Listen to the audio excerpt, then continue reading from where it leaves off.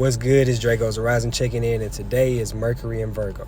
So, Mercury being in Virgo, this is our thinking and communicating aspect of ourselves, and the way that we articulate and formulate the thoughts and words that we speak or think of is in Virgo. So this is more so looking at the detail of what it is that we're speaking of and thinking of to be able to affirm it, ground it, and be either mutable, so that'll be either be changeable to our own or adaptable to another's way of also grounding and also practicalizing what it is within thinking and communicating. So with the detail of that aspect, this is analyzing also in a more critical way of our words and what we're thinking of. And even if you get into like forms of intellect, this is getting more critical and getting more in there when it comes to the specifics of the information.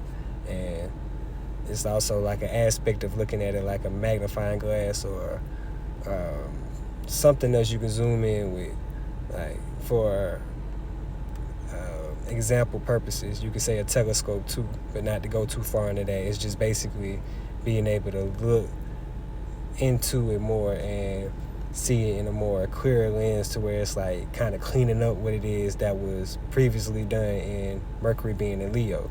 So with Mercury being in Leo, it was being more expressive and pushing out the ideas and standing on that by being fixed.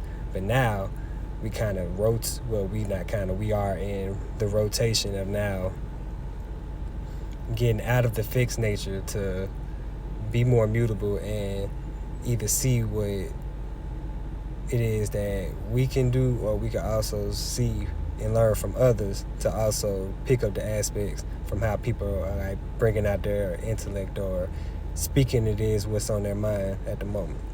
Through the lenses of Mercury, this is the aspect where it's a space that it likes to be in because this is the right brain of Mercury.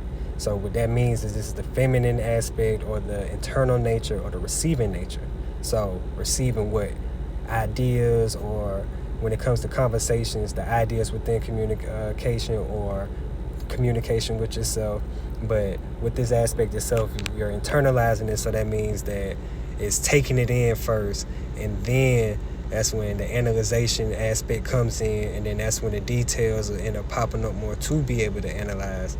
And that's when you can also see what it is that you either need to continue to stay on top of as far as thinking and communicating, or this is when you can use the adaptable nature to also learn from another person through their own thought processes or their forms of intellect, or being able to maneuver within grounding what it is that you want to be able to be a solid form of intellect as well.